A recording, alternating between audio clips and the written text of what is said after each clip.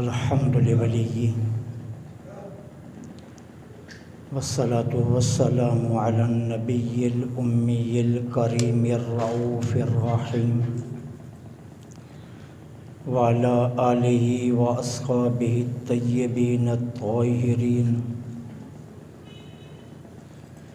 أما بعد فأعوذ بالله من الشيطان الرجيم.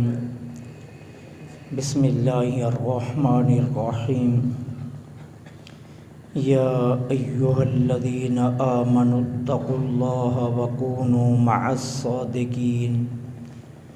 آمنت بالله صدق الله العظيم وصدق رسوله النبي الكريم الأمين ونحن على ذلك لمن الشاهدين والشاكرين والحمد لله رب العالمين.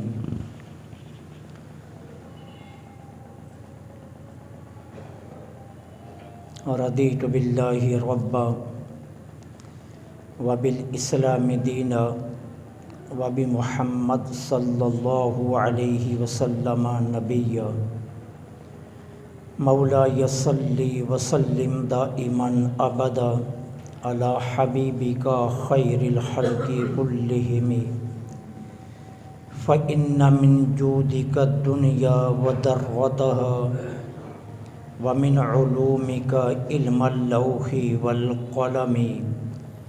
مولاي صل وسلم دائما أبدا على حبيبك خير الخلق كلهم.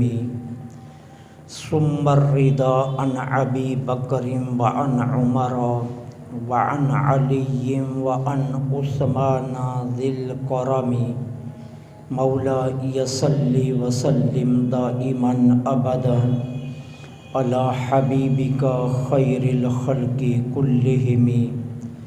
بلغ العلا بكماله كشف الدجى بجماله حسنت جميع خصاله.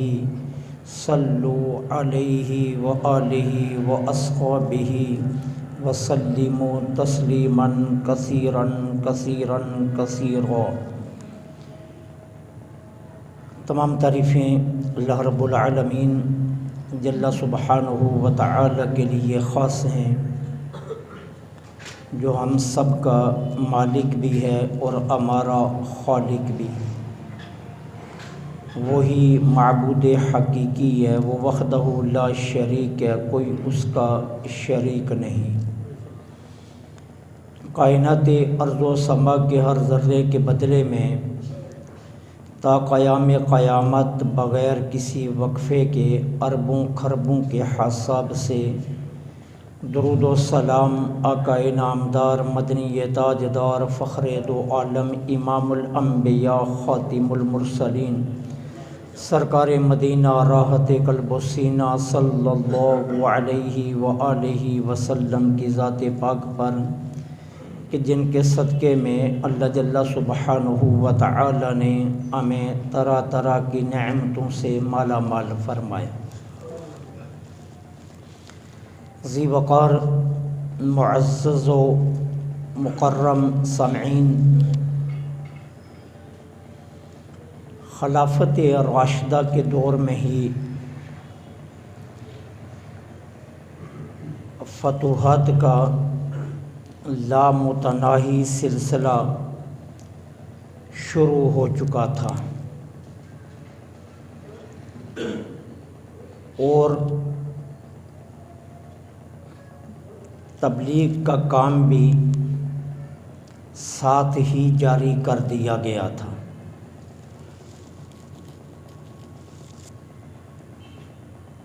یہاں تک کہ عمومی دور کے ابتدا میں ہی فتوحات کا یہ سلسلہ شمالی افریقہ اور بحیرہ اوقیانوس کے ساحلوں تک پہنچ چکا تھا. سیدنا حضرت امیر معاویہ رضی اللہ تعالی عنہ کے دور میں ہی مجاہدین اور مبلغین کی جماعتیں اوقیانوس کے کناروں تک اپنے ڈیرے جما چکی تھی۔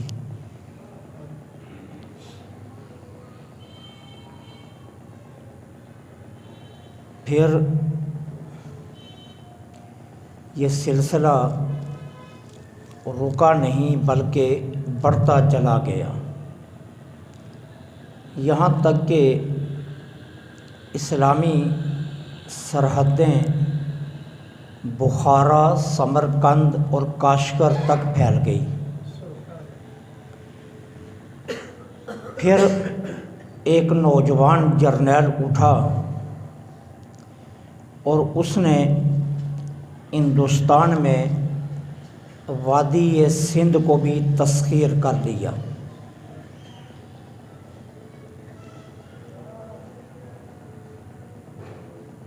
عباسی دور کے آنے تک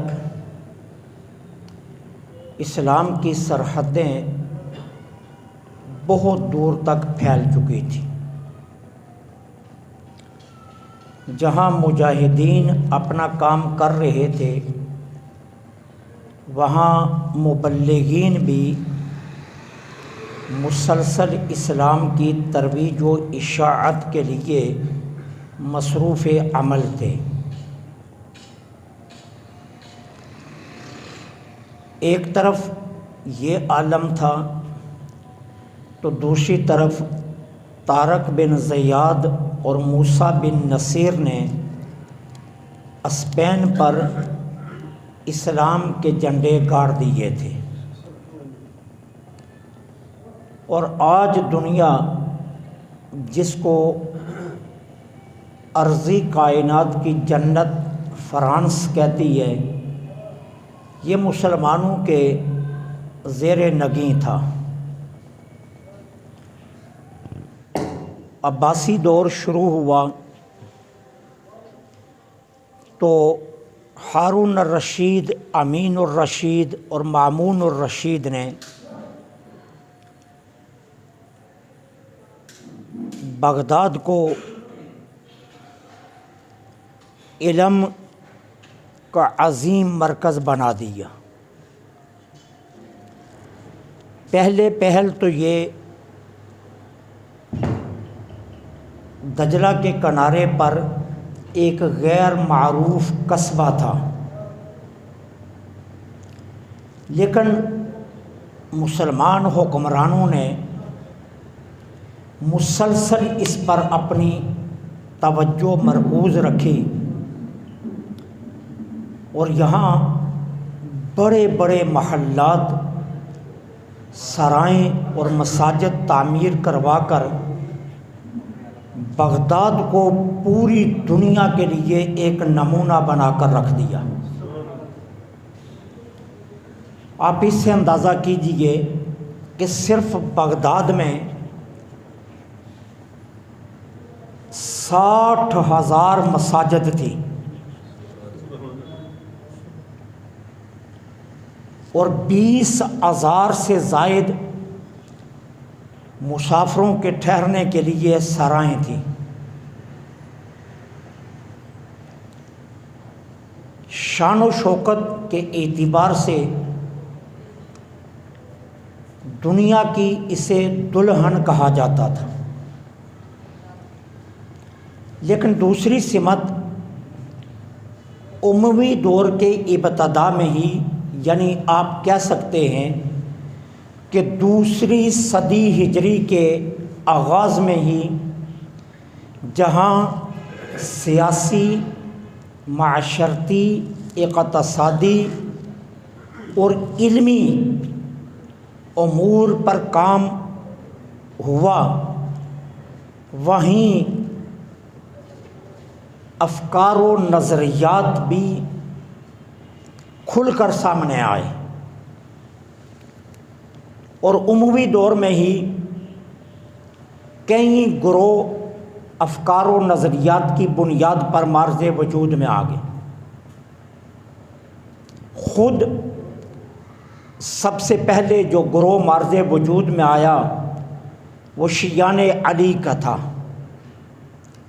پھر اسی کے اندر سے توابین نکلے، اور پھر انہی کے اندر سے معتزلہ، مرجیہ اور خوارج یہ سامنے آئے۔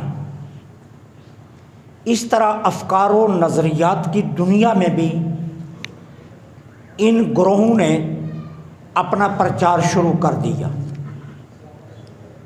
معتزلہ اللہ کے علاوہ کسی کے فیصلے کو نہیں مانتے تھے، احادیث کے یہ منکر تھے، اور ان کا اعلان یہ تھا کہ اللہ کی زمین پر اللہ کا حکم۔ خوارج اعتدال پسند تھے، اور مرجیہ یہ کافر اور گناہگار میں فرق کا تصور پروان چڑھا رہے تھے۔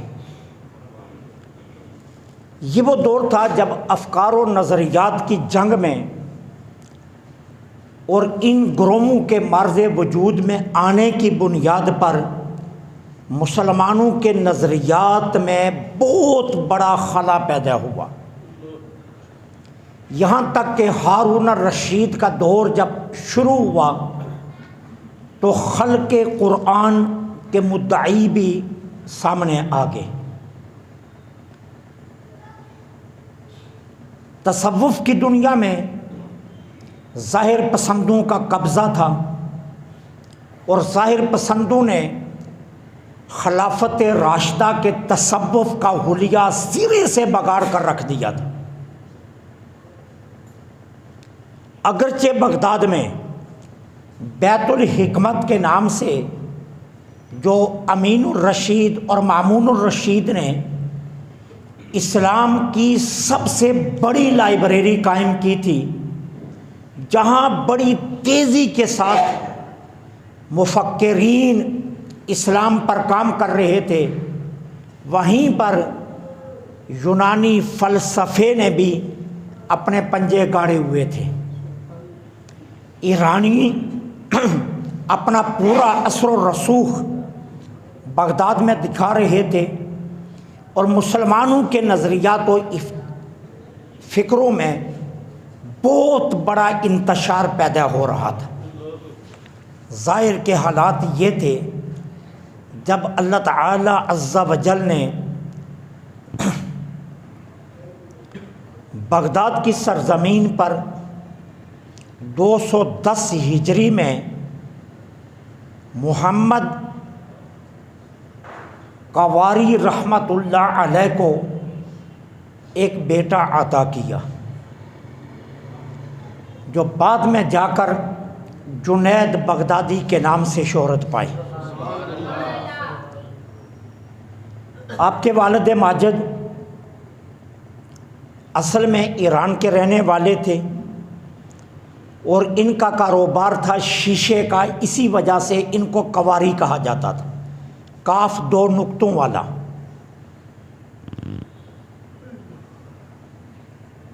یہ اپنے کاروبار کے سلسلہ میں اکثر بغداد آیا جایا کرتے تھے۔ ان کو اپنے کاروباری معاملات بغداد میں بھلے لگے تو یہ ایران چھوڑ کر بغداد آ گئے، اور یہیں انہوں نے مختلف مستقل سکونت اختیار کر لی، اور ساتھ ریشم کے کپڑے کا کاروبار بھی شروع کر دیا۔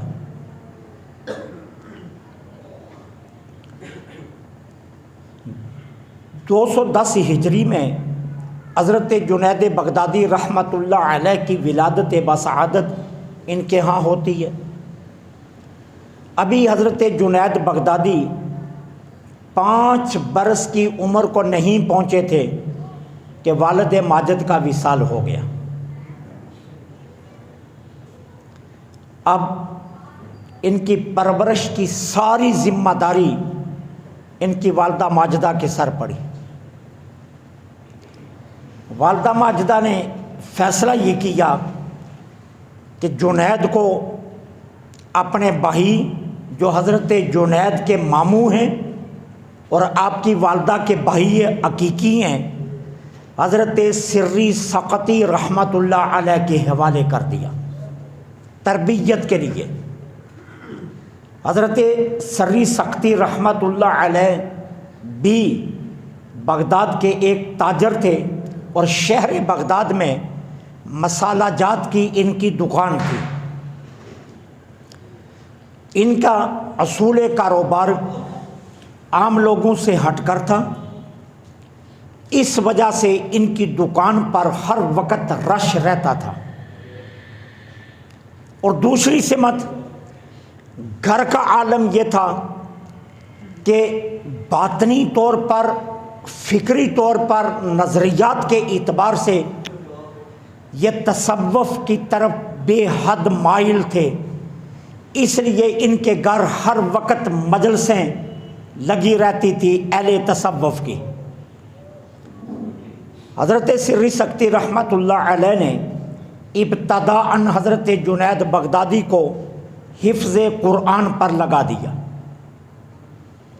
انہوں نے جب قرآن کو حفظ کر لیا تو پھر مزید تعلیم حضرت سری سقطی رحمۃ اللہ علیہ نے خود ہی دینی شروع فرما دی۔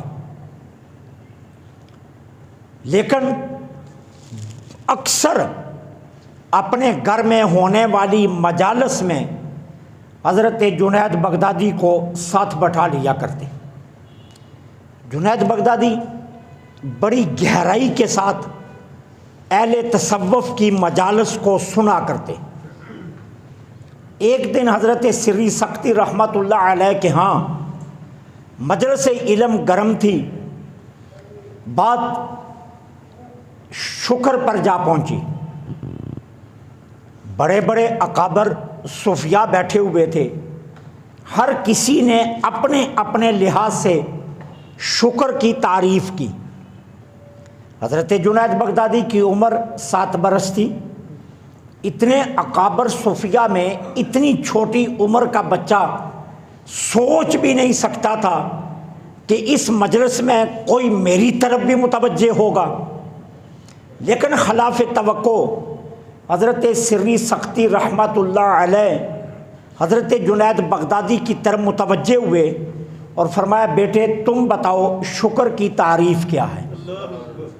یہ حضرت جنید بغدادی کی عمر کا 7واں برس تھا۔ پہلے تو یہ سوال سن کر حیران رہ گئے کہ اتنے بڑے صوفیاء کی مجلس میں اتنی چھوٹی عمر کے بچے سے سوال کا کیا جانا کیا معنی رکھتا ہے؟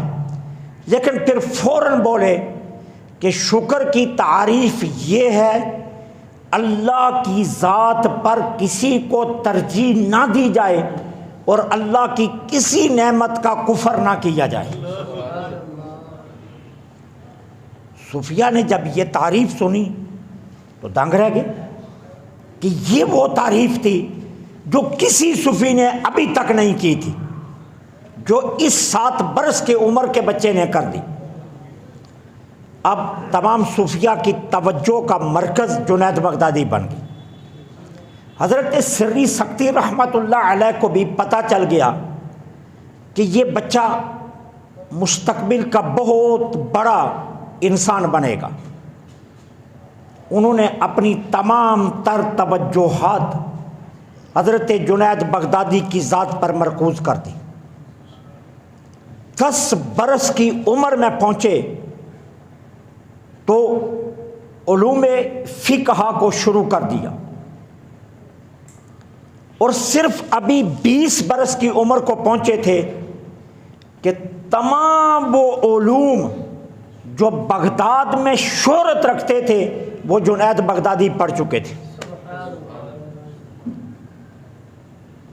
اور صرف پڑھ ہی نہیں چکے تھے بلکہ اپنی ذات پر ساتھ ساتھ وارد بھی کر رہے تھے۔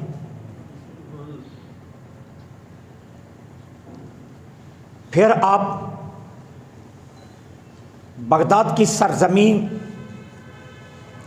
پر ایک اور بہت بڑا نام جو انہی دنوں میں جگمگا رہا تھا، حضرت حارث محاسبی رحمۃ اللہ علیہ، جو اپنے وقت کے بہت بڑے صوفی تھے.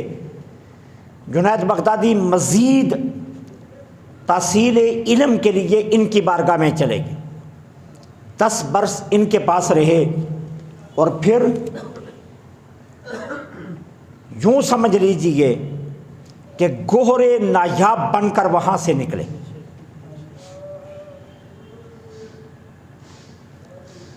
تصوف کی دنیا میں اور فقر کی دنیا میں حضرت جنید بغدادی رحمت اللہ علیہ نے جو اصول اپنائے وہ آپ کو کسی اور کے یہاں نہیں ملیں گے. حضور سیدی داتا علی اجمیری علیہ الرحمہ اسی وجہ سے کشف المحجوب میں بار بار آپ کا تذکرہ کرتے ہیں. اور داتا علی اجمیری نے سیر و سیاحت کے بعد جس سلسلے کو پسند کیا وہ سلسلہ جنیدیہ ہے. اور حضور داتا علی اجمیری علیہ الرحمہ سلسلہ جنیدیہ میں اس حد تک محبت رکھتے ہیں کہ یہ آپ صرف کشف المحجوب پڑھ کر ہی بتا سکتے ہیں. فقر کے متعلق حضرت جنید بغدادی کا اصول دیکھیے. فرماتے ہیں فقر صرف اور صرف یہ ہے کہ تمام تر توہمات سے فقیر کا دل خالی ہونا چاہیے.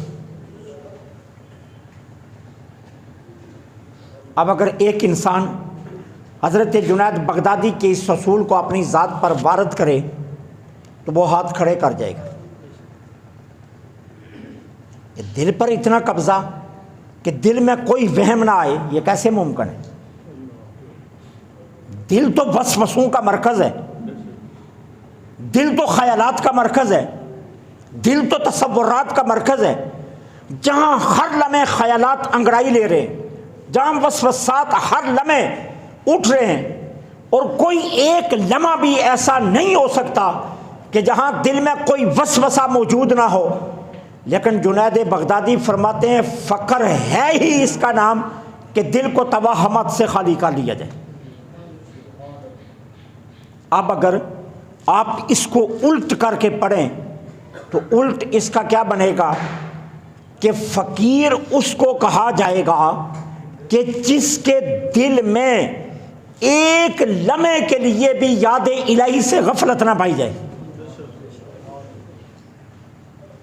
جب دل کامل طور پر اللہ کی طرف لگا رہے گا تو وسوسہ تبھی نہیں آئے گا نا، وہم تبھی تو نہیں پیدا ہوگا نا. اور حضرت جنید بغدادی یہ پہلی شخصیت ہے جنہوں نے فقر کی یہ تعریف کی ہے. اور صرف تعریف نہیں، پھر ساری زندگی اپنے اس اصول پر پہرا دے کر اپنی زندگی سے ثابت بھی کیا ہے. صرف اصول بنا لینا کمال نہیں ہے.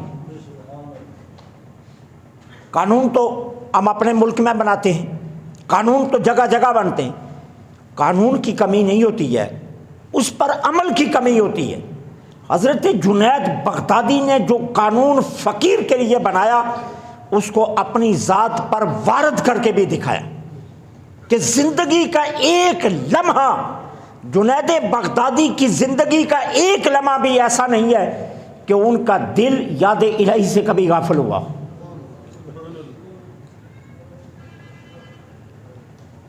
ظاہر کی شریعت آج ہمارے بہت سے نام نہاد فقیر جو صرف جنہوں نے لباس کا نام فقر رکھا ہے، جنہوں نے خانقاہی نظام پر عکابی کی ہے، اور جنہوں نے درباروں کو وراثت سمجھ کر بیٹھ گئے اور دولت کمانے لگے،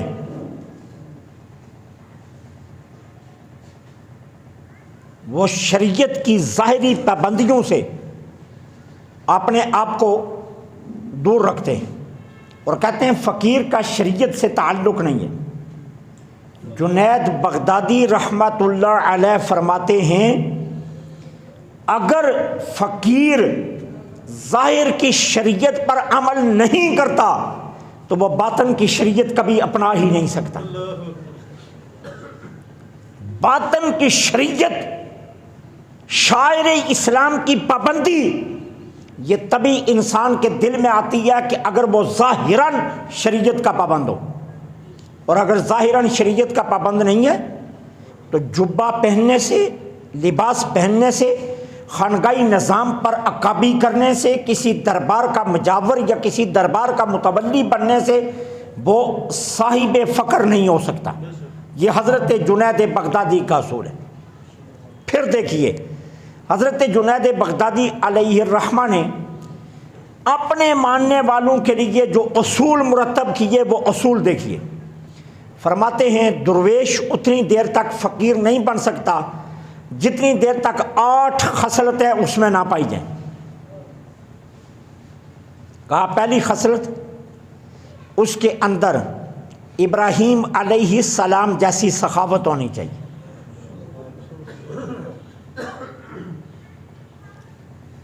پیسہ بانٹنا کوئی بڑا کام نہیں ہے جس کو آپ بڑا کام سمجھ لیں۔ پیسہ بانٹنا کوئی کام نہیں،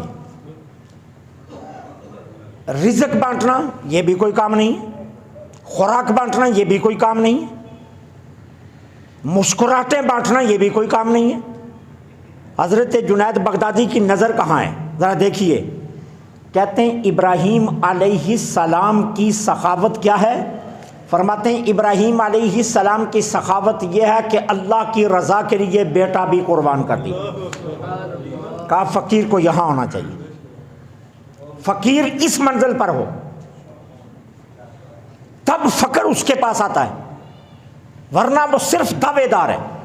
وہ کہتے ہیں حضرت ابراہیم علیہ السلام کی یہ صفت سخاوت اگر اس کے اندر نہیں پائی جاتی تو وہ فقیر نہیں ہے۔ اور یہ صفت سخاوت کس درجے کی ہونی چاہیے کہ اللہ کی رضا کے لیے اولاد کی قربانی دینی پڑے تو وہ بغیر کسی جھجک کے، بغیر کسی سوچ و فکر کے قربان کر دے۔ یہ اتنا اونچا معیار رکھا فقر کے لیے۔ دوسرا کیا رکھا؟ کہا اسماعیل علیہ السلام کی صفت رضا اس میں ہونی چاہیے۔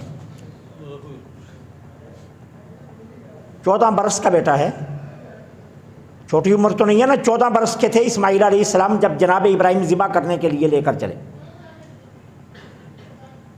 ٹھیک ہے؟ اور ابلیس نے کتنے وار کیے؟ کہا اسماعیل تم جانتے ہو کبھی دوست کے گھر جانے کے لیے رسی اور چھری کی بھی ضرورت پڑی؟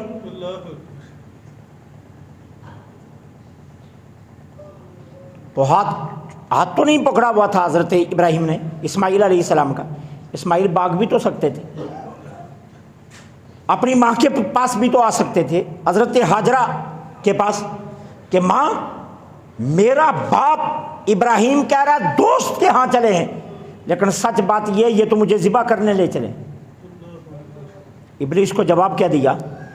ابلیس کو جواب یہ دیا اگر میرا اللہ میرے ذبح ہونے میں راضی ہے تو مجھے کیا اعتراض ہے۔ حضرت جنید بغدادی کہتے ہیں فقیر میں یہ رضا ہونی چاہیے۔ یہ اصول جو رکھے ہیں یہ لوگوں کے لیے نہیں، اپنی ذات سے شروع کی ہے حضرت جنید بغدادی۔ کہا فقیر میں رضا کا یہ عالم ہونا چاہیے کہ وہ اللہ کے ہر فیصلے پر راضی رہے۔ کہا تیسری صفت حضرت ایوب علیہ السلام کا اس میں صبر ہونا چاہیے۔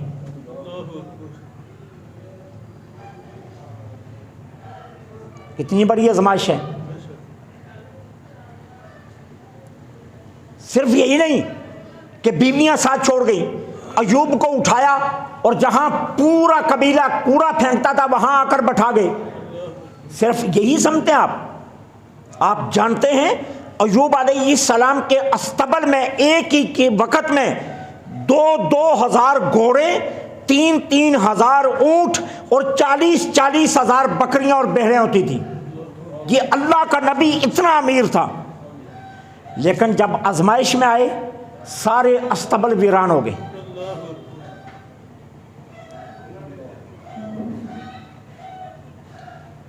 ہزاروں مربع زمین تھی ایوب علیہ السلام کی، سارے کھیت بنجر ہو گئے، ایک بیوی کے علاوہ سب خاندان ساتھ چھوڑ گئے، 12 بیٹے انتقال کر گئے اس دوران ایوب علیہ السلام کے۔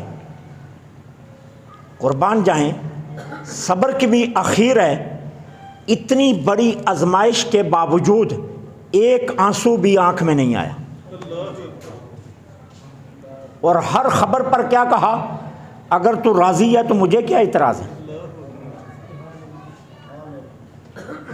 پھر وقت وہ بھی آیا کہ ایوب علیہ السلام کے لیے کھانے کے لیے کچھ نہ رہا، تو بیوی نے اپنی چٹیاں کاٹی اور بال سمیٹے اور بازار چلی بیچنے کے لیے، اور کہنے لگی ایوب تیرے آگے ہاتھ جوڑتی ہوں، اب تو اپنے رب سے کچھ عرض کر دے، اب تو میں اپنی چٹیاں بھی بیچنے لگی ہوں۔ تو ایوب علیہ السلام نے مسکرا کر کہا، کیا کہا، جملہ قابل غور ہے، کہا جس اللہ نے 40 سال موجیں کروائی ہیں، ابھی تو آزمائش کے 18 سال ہوئے ہیں۔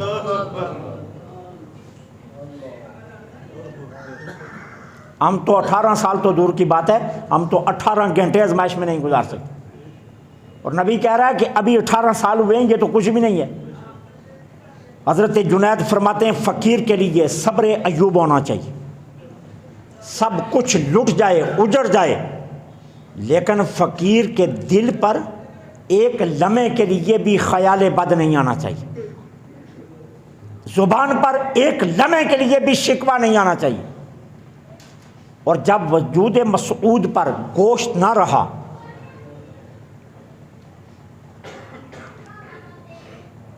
ایوب علیہ السلام کے وجود مسعود پر گوشت کا ایک چھٹانگ بھی نہ رہا، اور کیڑے اپنی خوراک ڈھونڈنے کے لیے قلب ایوب کی طرف چلے، تو اس وقت کیا کہا، مولا میں صرف یہ عرض کرتا ہوں میرے دل کو بچا لے تاکہ تیرا ذکر نہ ٹوٹے۔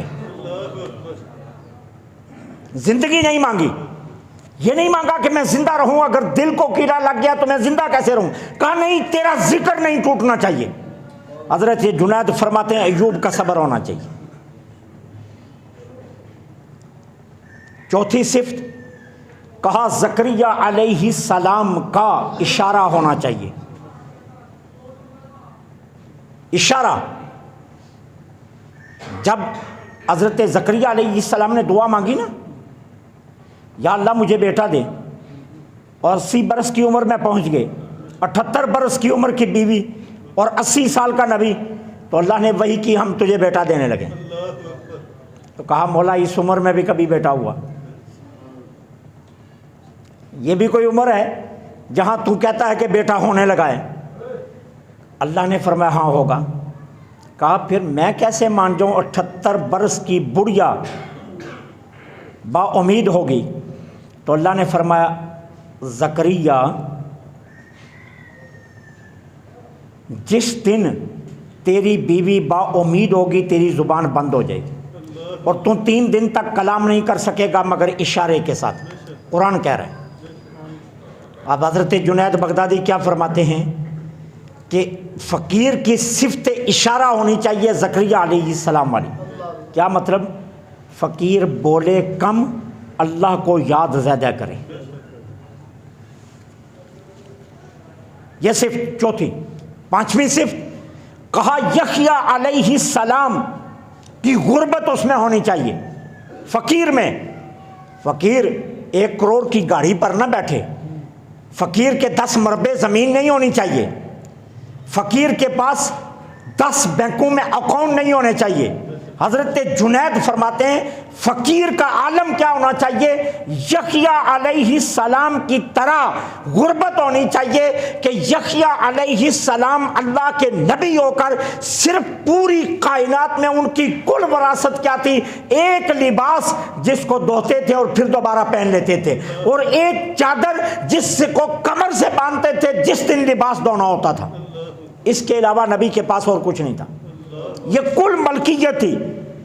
حضرت جنید بغدادی کیا کہتے ہیں؟ فقیر کی اتنی ملکیت ہونی چاہیے، اور یہ صرف کہا نہیں، کر کے دکھایا، صرف کہا ہی نہیں، اپنے وجود پر اسے لاگو کر کے دکھایا۔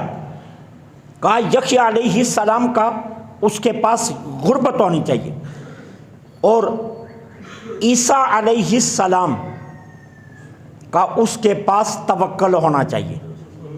عیسیٰ علیہ السلام نے بہت زیادہ سیاحت کی ہے، سفر کی ہے، اور آپ جانتے ہیں سفر میں پیاس زیادہ لگتی ہے نا، تو عیسیٰ علیہ السلام کے پاس صرف ایک پیالہ تھا اور کچھ نہیں، نہ گھر بنایا، نہ جگہ خریدی، نہ کچھ اور جائیداد بنائی، ایک پیالہ تھا، وہ بھی رکھا تھا کہ سفر میں پانی پینے۔ تو ایک دن جا رہے تھے، ایک بندے کو دیکھا وہ چلو سے پانی پی رہا تھا، پیالہ بھی پھینک دیا۔ کہا یہ بھی توکل کے خلاف ہے، جب رب نے پیالہ دیا ہے تو میں دوسرا پیالہ کیوں رکھوں؟ اب جہاں پانی پیتے اپنا چلو بنا لیتے، پانی پی لے۔ کہا ایک فقیر کا توکل اس درجے کا ہونا چاہیے، فقیر کو یہ فکر نہیں ہونی چاہیے کہ میں کل کہاں سے کھاؤں گا۔ جس طرح عیسیٰ کو اپنے رب پر توکل تھا، اور توکل کے کمال پر اللہ نے، لوگوں نے تو عیسیٰ کو سولی پر لٹکانا چاہا، لیکن توکل کا کمال تھا، رب نے عیسیٰ کو آسمانوں پر بلا لیا۔ کہا فقیر کا توکل یہ ہونا چاہیے، یہ جنید بغدادی کی اصول ہے۔ اور کہا آخری یہ ہے کہ فقیر کے اندر فقر سید الانبیاء ہونا چاہیے، فقر سید الانبیاء ہونا چاہیے۔ ایک ہے آتا کچھ نہیں، اور ایک ہے آئے سب کچھ لیا نہ جائے۔ کمال تو یہ ہے نا، کمال تو یہ ہے نا، ٹھیک ہے نا۔ اب ہم سڑک پر سفر کر رہے ہوں تو 1000 کا نوٹ نظر آ جائے، بے شک پیچھے سے ٹرک کی ٹکر کیوں نہ لگ جائے، ہم بریک لگا لیتے ہیں۔ اس 1000 کو اٹھانے کے لیے 10,000 کیوں نہ اور لگانا پڑ جائے، ہم بریک لگا لیتے ہیں نا۔ اب فقر سید الانبیاء کیا ہے؟ اللہ تعالیٰ 2 حدیثیں عرض کر کے بات کو سمیٹنا۔ اللہ نے فرمایا محبوب تجھے اختیار دیتا ہوں، بادشاہ بن جاؤ، نبی بن جاؤ، یا عبد بن جاؤ۔ تجھے کیا اختیار دیتا ہوں؟ بادشاہ بن جاؤ، نبی بن جاؤ، یا عبد بن جاؤ۔ اب یہ اختیار کون دے رہا ہے؟ اللہ۔ کس کو؟ آقا کریم علیہ السلام کو۔ یہی اختیار دیا تھا سلیمان علیہ السلام کو۔ سلیمان علیہ السلام نے کیا عرض کیا؟ مولا بادشاہ بھی بنا دے، نبی بھی بنا دے۔ اللہ نے بنا دیا، اللہ نے بنا دیا، نبی بھی بنا دیا، بادشاہ بھی بنا دیا۔ یوسف علیہ السلام کو اختیار دیا، یوسف علیہ السلام نے بھی یہی کہا اللہ بادشاہ بھی بنا دے، نبی بھی بنا دے۔ اللہ نے یوسف علیہ السلام کو مصر کا بادشاہ بھی بنا دیا، نبی بھی بنا دیا۔ ہمارے آقا کریم کو اختیار دیا گیا، ہمارے آقا کریم نے جواب پتہ ہے کیا دیا؟ کہا مولا نبوت اپنے کرم سے دے دے، بندہ میں کہتا ہوں مجھے بنا دے۔ اپنا عبد بنا، بادشاہی نہیں چاہیے، بادشاہی نہیں چاہیے، عبد بنا۔ نمبر 2، آقا کریم علیہ السلام کے کاشانہ نبوت پر کئی دن سے کھانا نہیں پکا، جبریل امین آ گئے۔ محبوب اللہ فرماتا ہے اگر آپ چاہیں تو مکہ کے سارے پہاڑوں کو سونا بنا دیتے ہیں، کھودنے کی ضرورت نہیں، کھود کر نکالنے والا سونا نہیں، سونا بنا دیتے ہیں، اور آپ حکم کریں گے جس پہاڑ کو وہ آپ کے ساتھ چلے گا۔ تنہا ایک پہاڑ 11 کلومیٹر لمبا ہے مکہ میں، سارے پہاڑ سونا بنا دیں اور آپ حکم کریں چلے گا، جتنا چاہیں مٹھی بھریں جس کو دیں عطا کریں۔ تو سرکار نے جواب کیا دیا؟ مولا میں یہ چاہتا ہوں مجھے ایک دن کھانا ملے، ایک دن نہ ملے۔ کہتے ہیں جب حضور نے یہ فرمایا نا، آسمان کے فرشتوں نے بھی کان کھڑے کر لیے تھے کہ یہ کیا بات ہوئی، یہ وہ بات ہے جو ہماری سمجھ سے بھی اوپر ہے۔ تو پوچھا اللہ تعالیٰ نے محبوب یہ کیا بات ہوئی؟ تو محبوب کا جواب سنیے، کہا مولا جس دن ملے کھاؤں تیرا شکر ادا کروں، اور جس دن نہ ملے تیری بارگاہ سے مانگوں اور تو کہے ہاں کوئی مانگنے آیا ہے۔ یہ وہ درجہ تھا جو کسی کی سمجھ سے بالا تھا۔ حضرت جنید بغدادی کیا کہتے ہیں؟ فقیر کی نشانی یا اس میں فقر سید الانبیاء، حضور کا فقر اس میں موجود ہو تو پھر فقیر بن سکتا ہے۔ یہ ہے حضرت جنید بغدادی کے وہ اصول جو ہمارے لیے بھی رہنما ہے۔ شرط کہ یہ ہے کہ اگر ہم ان پر عمل کریں، اللہ سے دعا ہے اللہ مجھے آپ کو عمل کی توفیق عطا فرمائے۔